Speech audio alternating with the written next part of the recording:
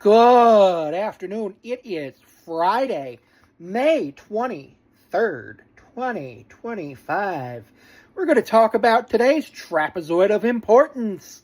Supreme Court of the... Oh, that's yesterday's trapezoid of importance. Here's today's trapezoid of importance. As you can see, I'm holding it right here. I'm holding the trapezoid. Trapezoid. All right, so Harvard sued the Trump administration over the international student ban and was already issued a temporary injunction. So that's pretty cool. The picture that Donald Trump shared of dead farmers in South Africa actually was from the Congo. Do still feel really bad for the farmers, so that's an unfortunate thing that happened. But yeah. That does show that was some propaganda there that the Trump administration actually sent out. So that's really unfortunate.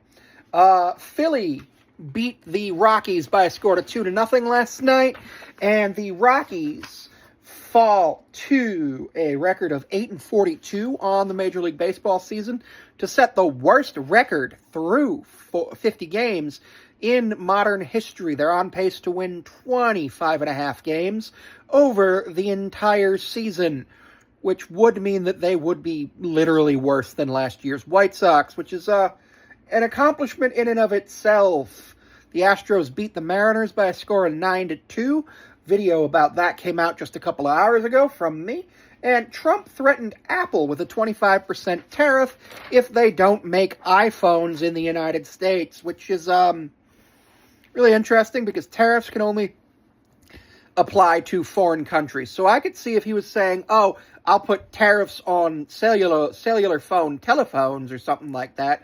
But that is something that's interesting because this is the second time, as he has also threatened to put a tariff on Mattel and Hasbro.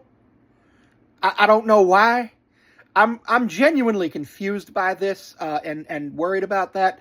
And then also we got the Bottomlands Giraffe has a little bit of a piece of wisdom today that Roger Penske needs to sell the NTT IndyCar series after the cheating scandal for last year and this year's Indianapolis 500 with Joseph Newgarden having an illegal attenuator and, of course, all of the Penske cars being disqualified from qualifying.